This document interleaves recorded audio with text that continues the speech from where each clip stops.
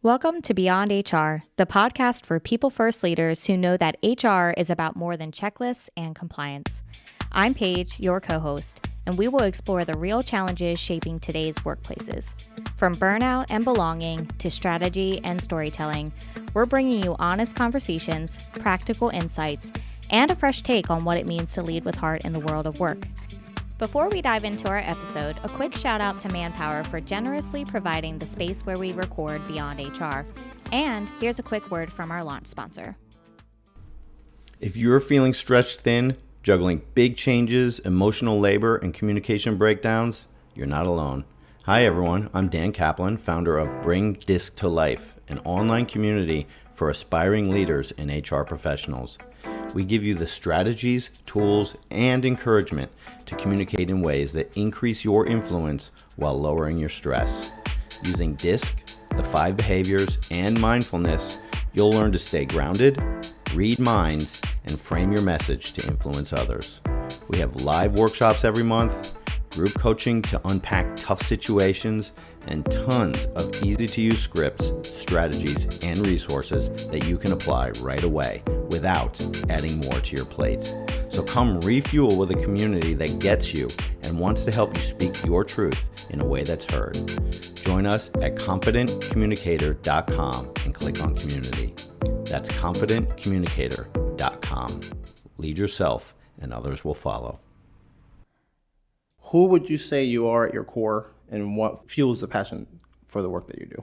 I would say what drives me the most is fulfillment. So I think everybody, myself included, deserve to live happy and fulfilling lives. So before I even knew about the word fulfillment, I always wanted to be happy and to help other people be happy. And my goal in life is just to help people live happier lives.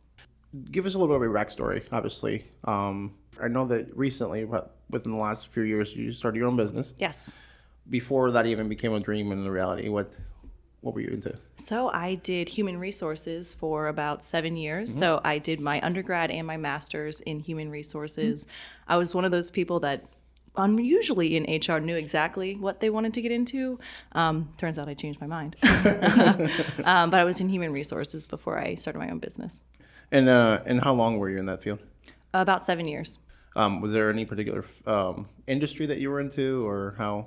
Mostly nonprofit. I did a little bit in manufacturing, but mostly nonprofit. Okay. And what was that moment that you had that said, hey, I'm done doing this for somebody else and I need to branch out and go for it? So it was a series of events, but the main one, I was feeling, the word that I used in my journal was, I feel so unfulfilled, but I had no idea why. A lot of things were changing at work. So I actually hired a coach myself because I was like, something is going on. I had joined a webinar, it was an HR webinar on wellness, and I didn't want to go. And I was like, you know what? No, Stephanie, you need to be on this webinar. And I saw my soon-to-be coach, and she was like amazing. And I wasn't planning on hiring a coach, saw her, knew I wanted what she had to offer, and then my life was changed after that. Okay. And where was the birth of the Simplicity Secret? Like, how did that birth about? Yeah, so I hired a coach in maybe December of 2022, and I launched my business in November of 2023. Okay. Wow. Yeah. How was the start of that launch? You know, what did it take to actually launch that?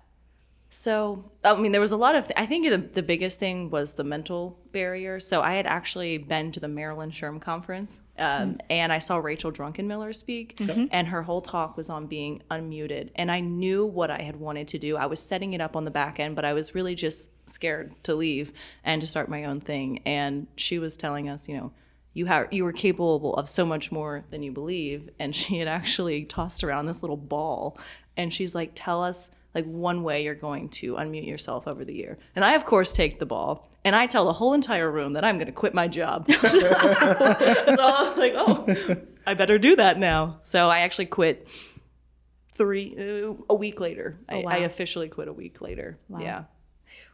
How did that go? It went really well. My boss was awesome. She, I had a couple bosses while I was in HR, and the most recent, we'd been together maybe like a year. And she looked at me, and I was so nervous. And she looked at me and she said, I had a coach one time and she completely changed my life. And I think it's the perfect fit for you. As sad as we are to miss you, I think it's the perfect fit. And so that was beautiful to me. Oh, that's such a great boss. Oh, she was. You need to hear that. You need to hear that. Because you're like standing there like, is it okay if I quit? Yeah.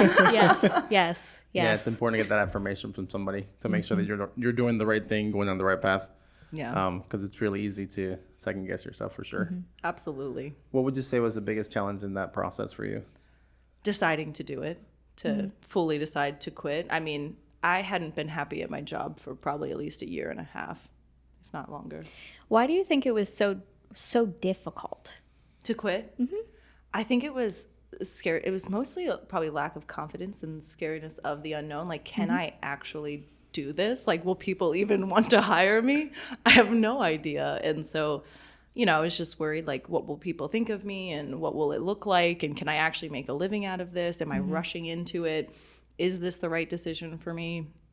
Okay. A lot of overthinking. Sure. What was the planning? Because I know for myself, like anytime I think about even remotely, given the notion of potentially doing something for myself, there's a whole list of things. And for me, it's never really been, can I do it? It's been more like, I got bills to pay.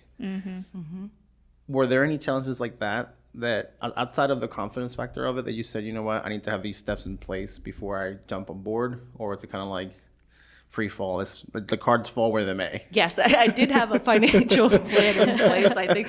I think having a financial plan in place is extremely important, because if you're trying to create from a place of scarcity, it probably will never work out. So I looked at my own finances and realistically looked at how much do I need to make and how long can I not make money for me to still be successful. And so I had set my savings up for a long time unintentionally to be able to do it, so I didn't have to. But I would say for anyone who wants to do it, absolutely have a financial plan in place, because you never want to create from a place of scarcity.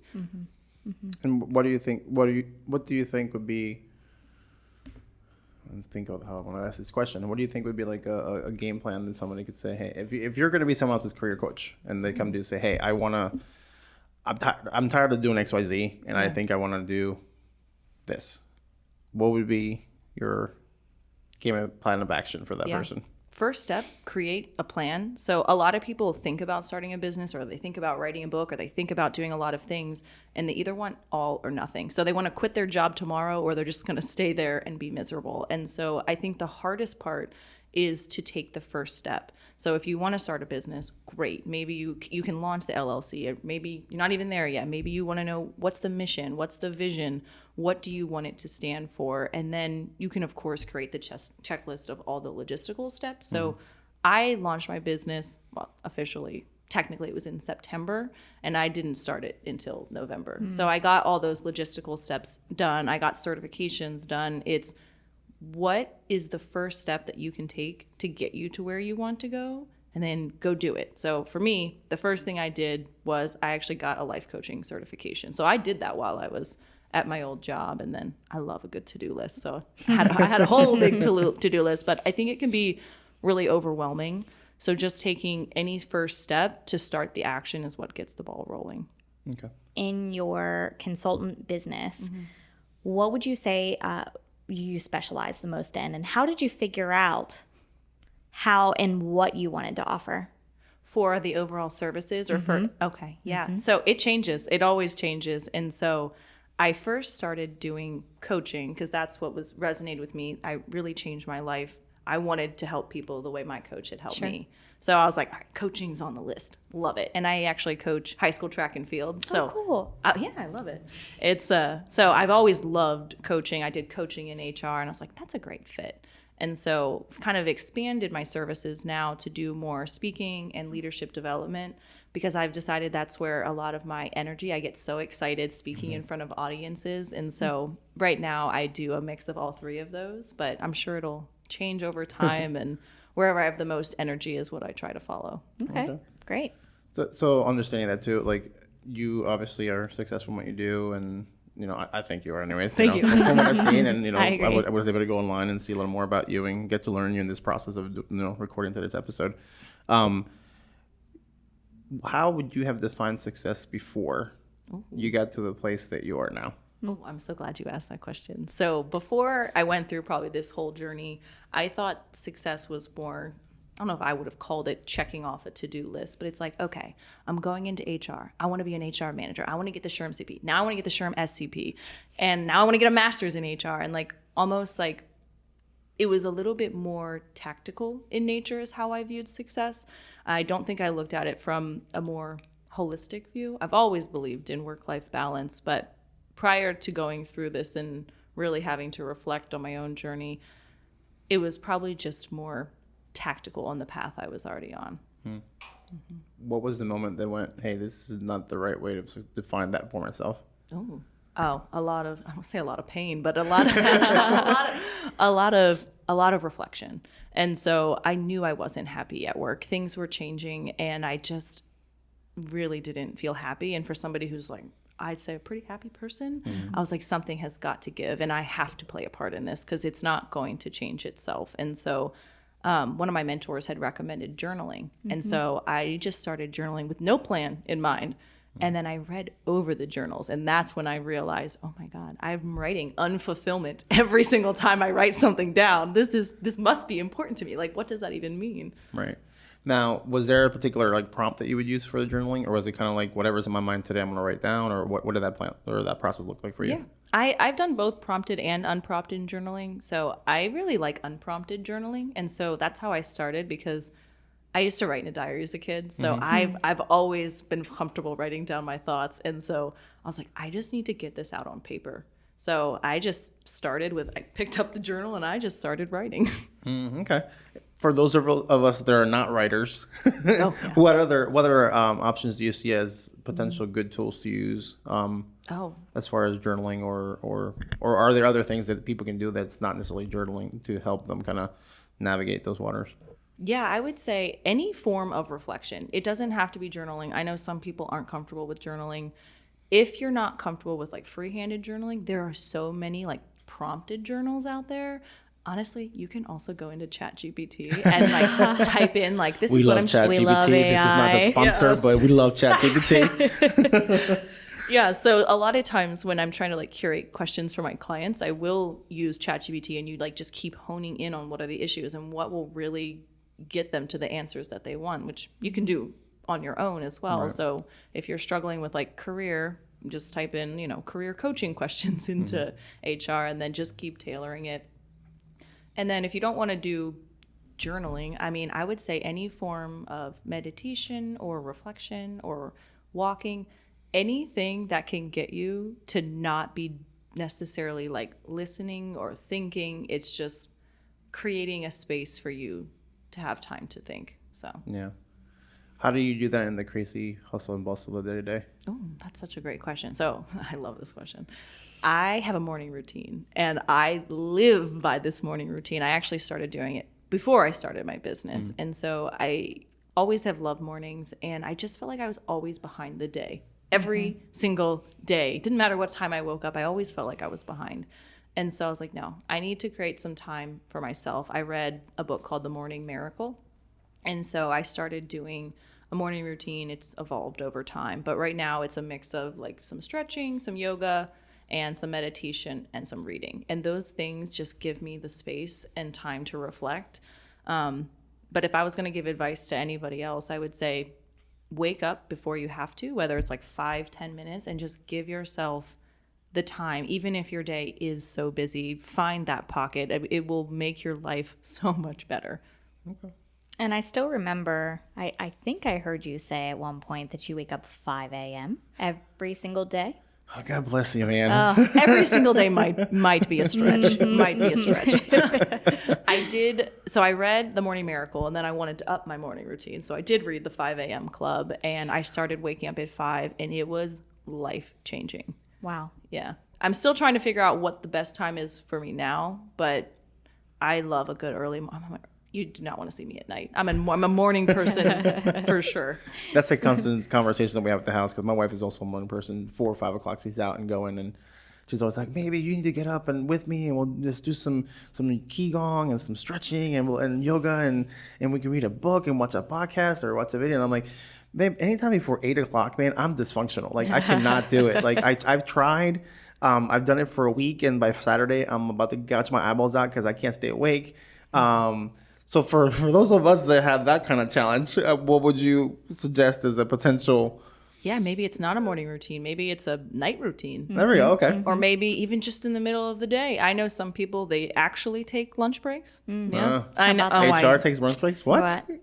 I know. Yet we encourage them, right? We encourage everyone else. We encourage everyone else to do that, but, follow suit. Yeah. Or maybe even just like a 10, 15-minute walk in the middle of the day. I've found to be helpful if you're tight on time, or just 5 minutes, just step outside, like 5 minutes before your next call. Just go outside, clear the brain.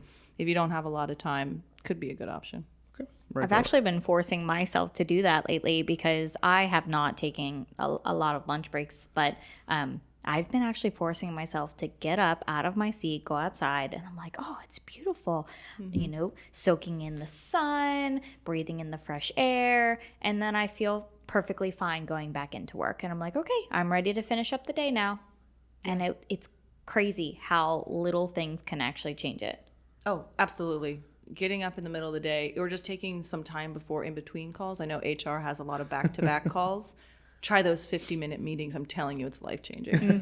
Yeah, I always do it now because I've learned. I can't remember where I learned it from, but it was also very life-changing, giving yourself that 10-minute break in between, so you're not, power walking to your next meeting or anything like that, because if you see HR power walking, that's not good, right? God forbid we go too fast, right? Right. So they, everybody automatically thinks that we are going to do something terrible or, something's on fire or something like that when HR is power walking. So I learned that from somebody, a few years back, and I'm like, you're right.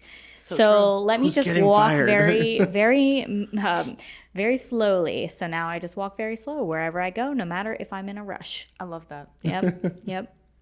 Yeah, I actually ended up asking my boss to get one of those desks that sits and up, rises and little whatnot. Standing desk, yeah. Yeah, because it's not necessarily always the case that I can just go outside, but it's funny because my watch will be like, you've been sitting for too long, stand up, And I'm like, oh crap, you're right, it's been at least an hour. So then I hit the little button, I'm like, yeah. People are walking by my office and kind of like wondering what the heck is happening in there. But it's so easy to get caught up in your day to day.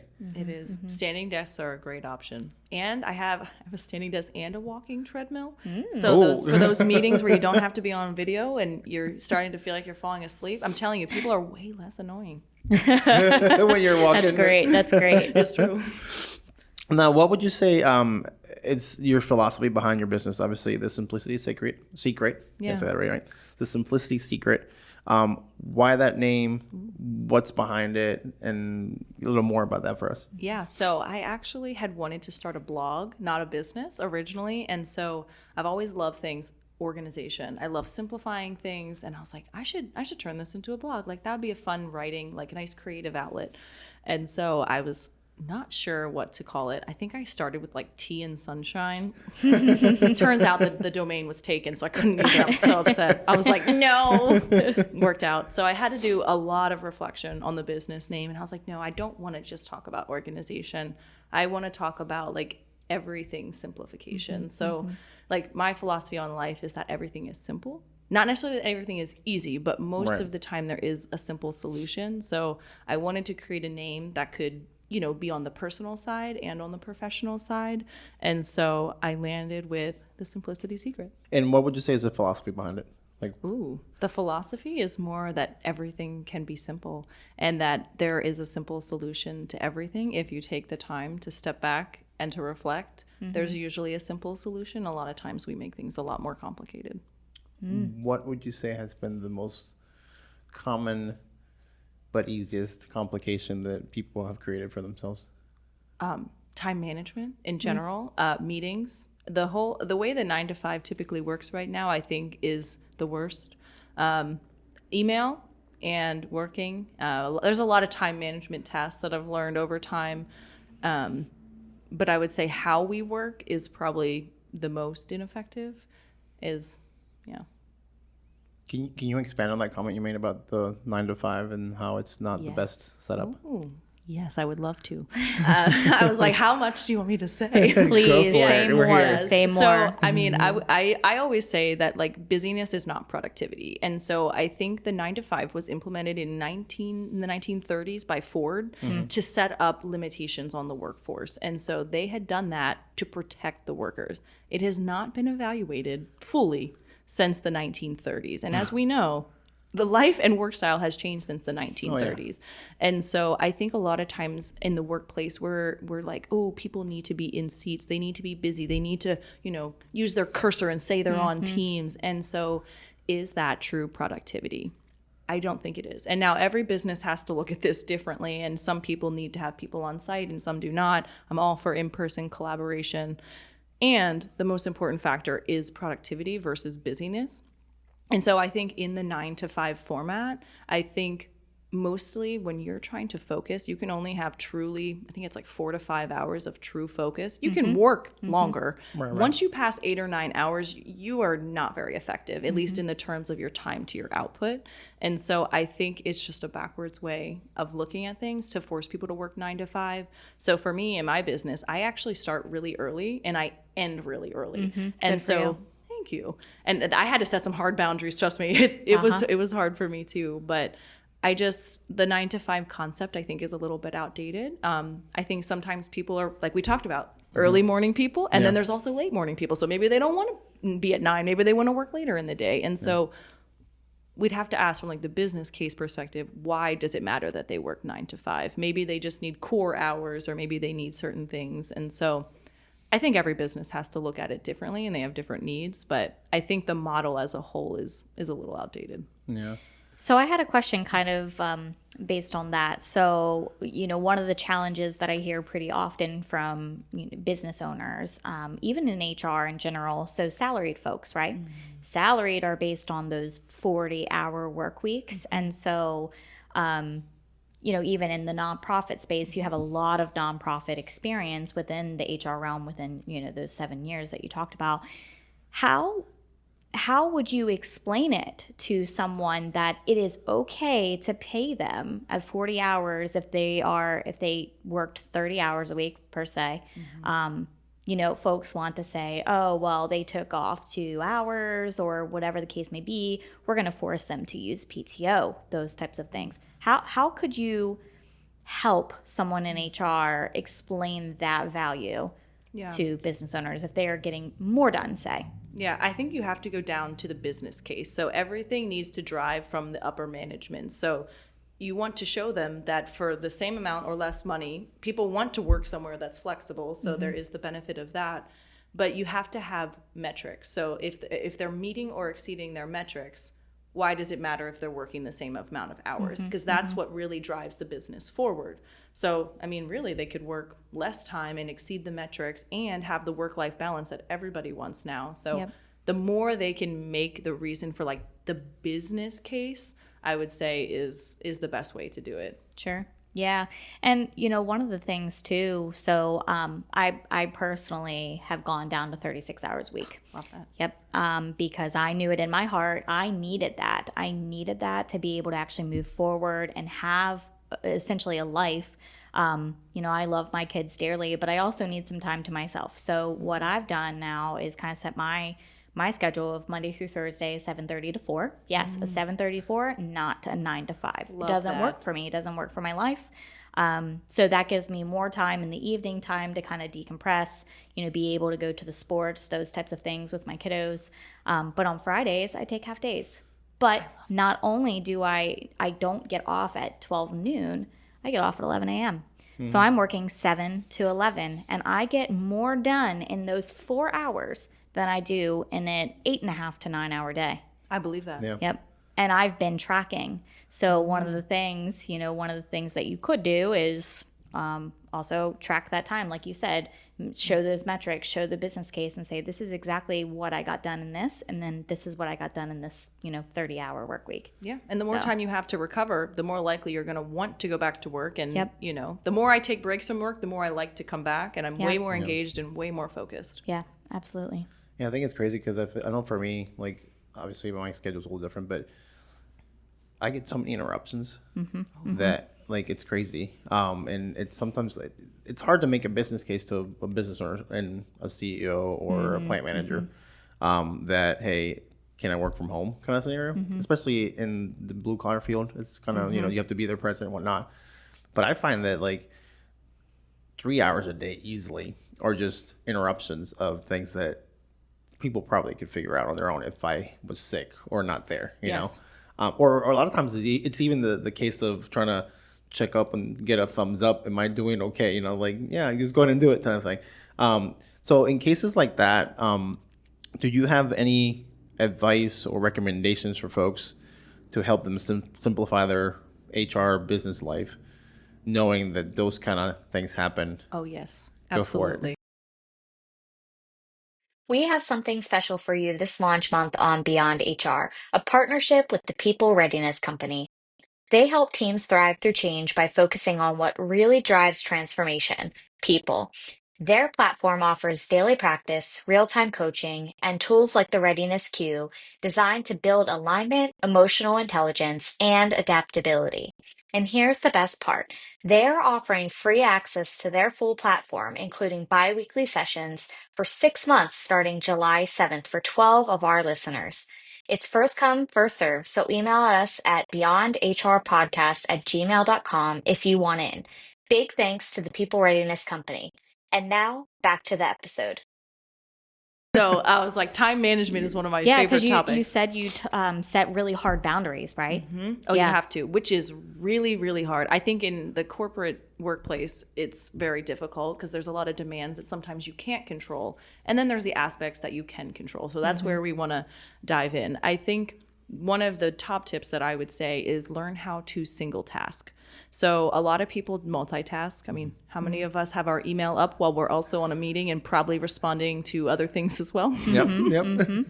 So the more you can single task, the more you can focus and get things done in a blocked period of time. And then you don't have as much interruptions, hopefully, later. But you use so much focus going from one task to the other. By the end of the day, you're exhausted. Now, I know that's difficult. Now, some people are still going to have notifications. So we'll come to tip number 2. Do not disturb. Oh, yes. Do not disturb. So you can do this on either your phone or your laptop. So one of my clients that I was working with, she got so many emails, like all of us, and she just turned off the email notification bar on the bottom. I was like, you can go in and check. I was like, I'm not saying go in and check all the time, 24/7, but it'd still be better than getting notified every single time someone emails you. So I also do it on my personal phone. So when I put it in Do Not Disturb, and I pretty much turn off all notifications that aren't really like text messages or high priority, because every time you get notified from something, it takes you, I think it's like 20 minutes to refocus. And so now some things we can't control. Your boss calls you randomly and you want to answer, sure.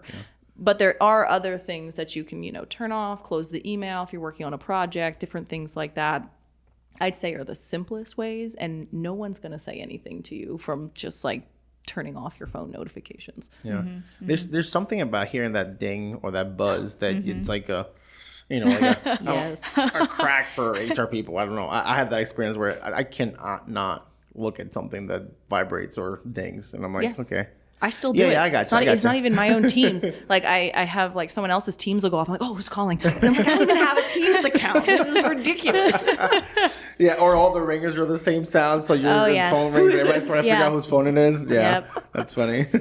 Now, obviously, there's a correlation, at least I would say, between burning out and unsimplified life. Can you expand on that concept as far as like what do you think the biggest pitfalls are for people? I know you touch a lot of bases on simplifying processes and decluttering your mental closet for illustration, but obviously one of our missions with the podcast is to help people that are burnt out and in a space where, I mean, frankly, when you get burnt out enough, you just don't know where to go. Exactly. It's almost like a sense of loss and sometimes identity crisis. I know I've experienced that. What do you see as the relationship between those two things, and where can a person that really, we know that the knowledge is there, Yeah. but sometimes it's even hard to see past that. Yeah, of the sometimes cloud. it's overwhelming. Yeah. Yeah. When you're burnt out, it's different than preventing burnout. It's so much harder. So of course there's a preventing burnout piece, but a lot of people in HR, I think they said it was like 98% at one point. It might be down to 86. It's something crazy of HR people are burnt out. So it's what can you do to simplify your life to make it easier? And so I think a lot of times people try to do everything at once and they try to change their entire life at once. And so my advice would be, what is like one thing that you can simplify? It could be personal life, it could be your professional life. Maybe it's meal prepping, or maybe it's like actually hiring someone to clean your house one time, or just something to take something off of your plate so that you have that space to time and reflect, to really reevaluate. Because when you're so overwhelmed, it's hard to kind of see past anything and to not want to make change, but to actually make a change. Yeah. And I think it's funny that you kind of brought up food. I don't think you meant to bring up food. I didn't. But I feel like a lot of times, especially office folks, HR are like, or even not HR, we have such a bad diet that affects the burnout too. Because I know like there's been times that when I just start snacking and I just taking time to have a meal, or going out of the office and picking up something or whatever. Have you have any experience in helping people like, hey, this is an area that you need to work on instead of sitting at your desk eating and snacking all day long? Yes. Yeah, absolutely. Well, we talked a little bit about the forced lunch break, which helps you to get up and to move. But I would say for me, I love food, but I also find it exhausting to figure out what to eat. And so I started meal prepping, which was incredibly helpful for my lunches because I wasn't eating enough in the middle of the day. And so that was always really helpful. But even if you don't want to meal prep, you could have healthier snacks, or maybe you can pack your lunches in the morning, even if you're working remote. Or force yourself to not sit at your desk and go downstairs to make it. I promise you have enough time to do it because, like you said, it's an ever-ending cycle. So you eat the bad food, then you feel more tired, and then you become more burnt out. Whereas if you took a second, ate the healthy food, maybe took a little break, maybe a little walk, we're feeling crazy, and then did it. I think those small changes, at least in terms of like food and your energy, do have a huge impact on your mental health and your ability to be able to focus. It's funny you say that. So I just started working with a nutritional coach. Oh, nice. Oh, I want to hear more. Yeah. So it's actually great. They validated a lot of what I was doing was good. And so that's always nice to hear. You like being validated, right? We all do. So when it comes to the nutrition side, meal prepping is gold in my life. If you pack your lunch in the evening time, so then it's just ready, you grab it out of the fridge, you stick it in a lunchbox, and you move on. I've been doing that for a very, very long time, hence lots of weight loss and toning and, all of that fun stuff. Yeah. But that has helped me personally not go to chocolate. Which is a really bad addiction for me, or not going to baked goods, because that's also a bad addiction too. So one of my goals for this upcoming week is to not eat a baked good. And they said, is that realistic for you? How many times are you eating it a week? And I was like, well, 2. They said, is it realistic for you? I said, it is, because I have willpower. And so at that point, she says, what? I'm like, then why do you need me to cook? I'm like, because I need you to make sure I am doing the right things, that maybe I'm not thinking of something, right? I'd love to hear your tactics, what you've experienced, what your knowledge base is, because I am not an expert in that area.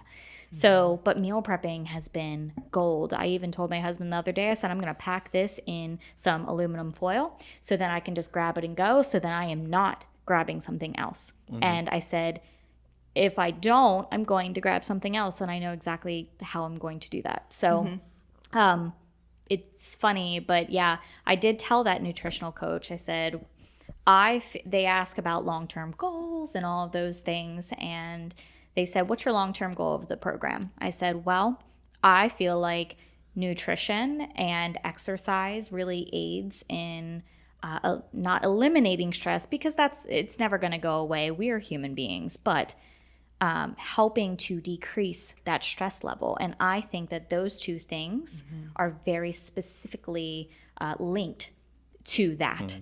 So she said, you're right. I said, so my long-term goal essentially is to help decrease that stress level when it's linked to, these stress management techniques.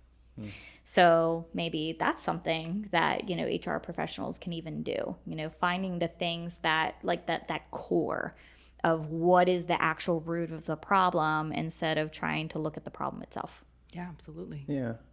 And there's a couple of things there too. That there's also the accountability factor. So you already sort of kind of knew what you needed to do, but when you have to tell somebody every week, hey, by the way, I screwed up, you probably think about it twice before you do it. And Absolutely. I think that's something that we definitely... I started thinking about that. I'm like, I hope and pray I do not eat a baked good this week, because if I do, I'm going to have to tell my coach and they'll be like, you don't have willpower. What are you talking about? You do need me. Yeah. And that's tough. I think one of the learning aspects that I'm still trying to work on is building my own HR peer group. And I know that I've obviously we have the board and it's crazy, but having maybe one person, that's that one person that keeps you in check for the week. Because I don't necessarily always think about it that way, but yeah, it's tough, especially when you're kind of honed in and the day goes in and out. And I get lots of text messages from Will now. I think I'm his person. Yeah, you are by default now, but yeah. Sorry, it's very much like, oh, I need to talk to somebody right now. Talk me off the ledge, Paige. Talk me off the ledge. Yep. That's good though. Now, as far as understanding the mindset that folks have, the trapping mindset, what would you say are some of the common themes that you have seen over the past few years? I'm so busy is a huge theme. I don't have time for that. I'm too young. I'm too old. I didn't have the upbringing, or I don't have the right connections to be able to do it. So most of, as a general theme, it's all about not feeling like they are enough to be able to do what they really want to do, which is, as we know, not true. But when it's your limiting belief, it's a lot harder. Oh yeah. Easily. It's easy to give advice and not take it ourselves. Always. I mean, we're in HR, right? Absolutely. Right. So how would you help someone navigate the idea that they're not enough, whatever the outcome of that sentence would be? Well, there's definitely a lot to it. So more of it comes into asking questions and like kind of getting to the root of why and how they got to this point. One of my favorite exercises, though, once you've kind of maybe learned a little bit where that limiting belief comes from, is called a reframing exercise. And so I like to start people with a list of what I would call limiting beliefs of other people, and then they have to rewrite them. And then the hard part comes where they have to write down their own limiting beliefs and then to reframe them. And so it's still true. And it's like, okay, I'm not ready for that promotion. Okay, yes. These are the skills I need to learn to get to that promotion, to get to that next level. So instead of staying like stagnant and stuck, it's like you have action to the plan. Wow. Okay. What would that look like? Can you give me an example? The plan? Yeah. Oh gosh, well, it depends on the person. So, I mean, let's use promotion, right? Let's just use an HR promotion. Yep. So you think I'm not qualified. Well, is that confidence or is that skill, right? So I always tell people, one, that confidence comes from courage. So you don't just like have confidence. So that's one skill that you can work on, is just putting yourself outside of your comfort zone. That's a skill. In terms of an actual plan, they're like, okay, you look at the qualifications of the job that you want. So maybe they have a certain amount of years of experience. Maybe they have a certification. Maybe they have employee relations experience. Okay, great. How can I get that in the current role that I'm in? So, maybe you are in a recruiter role and you're like, I really want to be an HR generalist. Okay, great. Maybe talk to your boss and say, it's really a goal of mine to get into, I don't know, this next role. Is there any like tasks and duties that maybe they can help with onboarding or training? And so how can you bridge the gap without having the next role to set you up to success? Okay. I want to go back to that phrase that you just said. I don't remember exactly how you said it, about courage. Oh, yeah. Can you rephrase that, re-say it? And you have to expand on that. Oh, I would love to expand on it. So I'll do a little plug for Brene Brown here. So if no one's watched The Courage of Vulnerability, you got to watch that first. So great. It's so good. All right. But anyway, Brene Brown does a lot of study on courage. She's a researcher. She has a great book. She has a lot of stuff. She's amazing. And so what they talk about is that you don't just have confidence. Like some people have more confidence than others, probably naturally. And you also don't wake up and just have confidence. So really confidence comes from the courage to put yourself out there. So, you know, I'll give you an example. I read this book called The Rejection Proof. Has anyone read it? No, I haven't. No. Okay. Let's talk about it. Okay, yeah, okay. So in this book, Rejection Proof, what they do is this guy, he wants to start a business, but it's all in like research, and he has to get grants, and he has to get, what do they call those things? Investors. Yeah. He has to get investors. And so he has to do a lot of pitches, and he gets turned down a lot. And so he's like, oh my God, this is awful. How can I get better at this rejection thing? So he does 100 days of forcing himself to be in rejection scenarios. Oh God, sounds horrible, right? So What does that even look like? Oh, Yeah. so he did some random things. So like he would just like go up to people and like either ask for their number. I think at Krispy Kreme or one other of the donut stores, he asked them to do like some like random off the wall thing. I think he asked to fly a plane one time. Yeah. But people, so he would get rejected, but on these random things he would do, they're like, you know what? Yeah, actually, you can help me fly this plane. He got like on this random jet, and this pilot was helping him. And so he would have never had those experiences. And the goal was really to build up, like, it's okay to be rejected because there's going to be rejection. I think what we don't see a lot is the people who are really successful. We don't see the rejection side of their story. And so we don't see the courage side of their story. And so one of the challenges that I did for myself was I did like a 30-day outside of my comfort zone challenge. I wasn't trying to get rejected for 100 days. That's a lot of rejection. Yeah. I was like, 30 days of uncomfort I can do. I feel like a week for me would be plenty. Yeah, maybe 7 days. Depends on how many times a day you do it, though. Fair. That's true. That's true. So what I started telling myself, I'd be like, "Ooh, that's like a really good opportunity," and then my mind would go, "Oh no, I don't want. I'm not qualified enough, or I'm not good enough." I'm like, well, let them tell you no. You apply and you get it. I literally just did this like a couple months ago when I applied for the TEDx talk in Hagerstown. Yeah. Oh, I was so nervous, and it was part of my challenge of 30 days. And I said, well, I guess we're going to apply. But I got it. So it's not about getting it, but over time, you do get more opportunities because you put yourself out there. So I always tell people, now it's just kind of a mindset of mine. If I'm like, ooh, I kind of want to do that, and my brain goes, no, wait, you can't, you don't have the qualifications. I just do it anyway. Have you ever heard of Mel Robbins' 5, 4, 3, 2, 1? Yes, I have. Very I similar. haven't. Ooh, Yeah. okay. Yeah. So she has this concept, and it's a really good book, and it's called 5, 4, 3, 2, 1. So whenever you want to do something, before you talk yourself out of it, you have 5 seconds to do it. Really works really well with like getting out of bed. Like getting out of bed in the morning. True. Like Gosh, not darn it. pressing the snooze. I got homework now. There you go. Just like a quick like, oh, I should talk myself out of this. And it's like, nope, we've decided we're going to do it before your brain starts to think of reasons why you can't. Oh, that's interesting. That's kind of like the method of if it takes 5 seconds to do, just do it then instead of procrastinating, because you will never do it then. Yeah, Well, exactly. you might, but it might be months later, like filing. You know, the dreaded filing. Yeah. It is. Well, one of the things too that I had maybe a question about was, do you have any stories or examples besides you, because we kind of know your story, right? Of any HR professionals who made maybe transformative shifts in what they do, somebody even to say, ugh, maybe it's just really not for me. Do you know of anybody like that? I do. I had a client, so she had actually gotten laid off because they wanted her to go back in person, and well, she doesn't live in New York anymore. Oh. And so it wasn't really a choice. Sure, so it was sure. remote, and she had to go back in person. So she had hired me as her coach, and she's like, I don't even know what I want to do. And so part of her journey was showing like the value that she does have. So she actually ended up getting herself like a larger severance package. I'm like, you do this for other people all the time. That's amazing. Why can't you do it for yourself? And what was really cool about her is after our sessions, she ended up starting her own HR consulting firm. And Wow. instead she was doing HR consulting rather than working for an employer. And she was so much happier. It was crazy.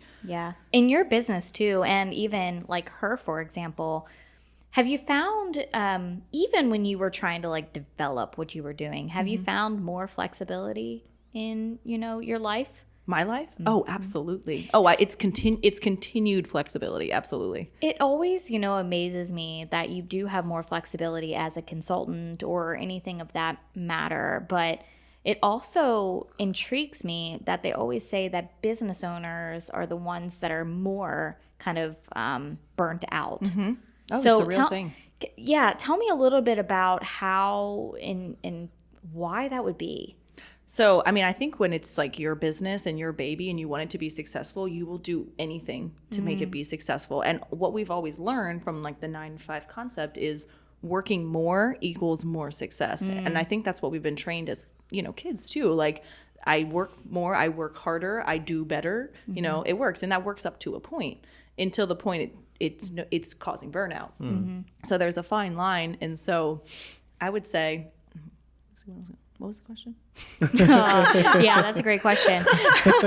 Great question. I think it was primarily if, the business owners are the ones that are maybe being burnt out the most, or they work harder or something like that. So how can you kind of get away from that? Yeah. And I think it's really, really challenging. So I read this book. It's called 10X is Easier Than 2X, which is a great book. If you hear me reference a lot of books, it's because I love to read all the time. I can tell. All the time. So highly recommend reading. But what they were saying with burnout in general is when it's your business, you feel like you put all the pressure on yourself. So I think it's really hard to be able to step back. It's almost counterintuitive to step back. And so I found myself before I started my business, I worked on it at nights and on the weekends because that was the time that I had. And so I was just working all the time, and I was not I wouldn't say I wasn't seeing results, but it was burning me out. And I was like, I cannot keep going like this. Like this cannot be effective. So I set up my own boundaries of I don't work in the evenings. I don't work on weekends unless it's necessary. And I have stuck to that. And it's something refreshing about like that full refocus is like you have the evening of like not checking the emails and you wake up and you're like, And so I would say that was the biggest thing for me. And so what I've been, I guess it's kind of lucky, is every time I've set a new boundary, it's almost like I've reaped the rewards of it, either financially or energetically. And I've started to kind of like see proof of that it works. And so I continue, I don't want to say test the limits, but I continue to set in more flexibility into my workday and to maybe cut back on some networking events and be more intentional with my time. And I've been able to see the results of that, but I think sometimes it's hard because I think sometimes there is a short-term lag, is probably financially, to see the long-term gain of that flexibility. And I think it's hard to let go of that grip, especially when it's your own business. Sure. And I love how you said being intentional with your time, because I think that we all can learn from that, being very intentional in what we do. Hence why somebody could get done more in a 4-hour day than an 8-hour day, right? Absolutely. Yeah. Absolutely. Wow. I'm all about intentional time, intentional living. Everybody has the same amount of time. And so how do you spend it the way that you want to spend it, whatever that looks like? Yeah, absolutely. You can learn a lot from kids. You absolutely can. Yeah, we talk about that pretty often, right? Well, We do. Yeah. My child is by far my best teacher right now. And it's crazy because you would think it would be the other way around, but it's almost like I'm teaching her principles about life once she gets older, but she's teaching me principles about life now as she's a kid, and the ability for her to see things way beyond what we as adults can see. It's just, yep. you can't It's great measure love. that. Yeah. Great love. So if there's one, we cover a lot of stuff. Yeah. A lot of stuff. So if there's one thing that you want, or you would like the audience that's listening or watching to take back as an actionable item, the HR person that's just feels like they're alone, the lead at work that feels like they're just burnt out, doesn't matter what they do, they're just spinning their wheels. Yeah. What would be that one? The one step. The one step or the one takeaway from today? The biggest takeaway that I would say is reflection. Find time to give yourself time to reflect, either once a week or every day, depending on how much you can do, to realize what you really want. So there's a fun tool that I always do with a lot of my clients. It's called the Wheel of Life. And so it's a holistic tool if you're familiar with all the aspects of your life, and you rank yourself where you're at now and where you'd like to be. And so I think when you spend that time reflecting on like, ooh, I didn't realize, like, we go through life so busy, not realizing, oh, my career is at a 3. I want it to be a 9. And so you can kind of see where the biggest gaps are. And then you take one step. Don't try to change your entire life in a day. Biggest takeaway, do one step. And then once that feels and that comes a habit and you feel good about it, then you can add another one in. If you're feeling stretched thin, juggling big changes, emotional labor, and communication breakdowns, you're not alone. Hi everyone, I'm Dan Kaplan, founder of Bring Disc to Life, an online community for aspiring leaders and HR professionals. We give you the strategies, tools, and encouragement to communicate in ways that increase your influence while lowering your stress. Using DISC, the 5 behaviors, and mindfulness, you'll learn to stay grounded, read minds, and frame your message to influence others. We have live workshops every month, group coaching to unpack tough situations, and tons of easy-to-use scripts, strategies, and resources that you can apply right away without adding more to your plate. So come refuel with a community that gets you and wants to help you speak your truth in a way that's heard. Join us at confidentcommunicator.com and click on community. That's confidentcommunicator.com. Lead yourself and others will follow. Yeah. Very cool. Love Very that. Don't tackle the world all at one time. Yeah, because that can also lead to burnout by trying to change your whole entire life. Right. Change can eventually lead to burnout. Yeah. Yes. A little bit at a time. Crazy. Yeah. Well, thank you so much for being with us today. But before we wrap up, I want to give you an opportunity to talk a little more about you and your business. So where can you be found if folks are more interested about you and what you do and potentially getting some, Resources, knowledge, and whatnot. anything. So Yeah, can we absolutely. find you? So I have a website. So my business is called The Simplicity Secret. It's www.simplicitysecret.com. Very nice. And so that has all of the resources. So mostly what I do is coaching, training, and speaking. And I have a couple other resources on the website as well. I have an email newsletter you can sign up for on the website. I'm on a couple of the socials. Right now, my prominent one is probably LinkedIn. I have an Instagram, but I don't use it very much. yeah. So LinkedIn and email and the website are probably the best way to reach me at this point in time. Okay. Great. And then I'm assuming LinkedIn is at simplicitysecret.com? Yeah, Simple you can Secret just or- look up my name, Stephanie Bidle. Yeah. BIDLE. BIDLE. Yeah. All right. Yeah. I mean, you can look up The Simplicity Secret too. I'm the only employee listed right now, so you would find me. That's so great. Very nice. You need any more consultants? Yeah, I was going to say, yeah, It's right. funny. I'm actually hiring an assistant Good for next you. week. That's Very nice, amazing. very nice. to help delegate with some of that burnout and time management we're There talking you go. about. Amazing. That's That's That's awesome. probably the 10th step that you took, right? After you Yes. figured out the first 9. Yes. Yeah. Got it. Delegation is key. Whether it's I an love that. assistant or whether it's other people, delegation is a huge skill if you have direct reports. It's a learning opportunity, and you get to do this. Sure is. Yeah. That's Very amazing. cool, very cool. What kind of projects you got going on? Ooh, so I actually just launched a new leadership development program. Very nice. Yes, I'm super excited about it. So I'm doing one for businesses and one for individuals. The one for individuals doesn't fully launch until later this fall. Nice. But for businesses, it's the whole new concept to leadership. So to me, there's like 3 different pillars to leadership. And so it's clarity, connection, and influence. And so clarity is all about like your own, like your mindset, your limiting beliefs, your own way you show up in the world. And so I think that's like step 1 to leadership is knowing yourself. And then there's step 2, which is connection, which is all about building relationships and all of the stuff and building connections throughout the workplace.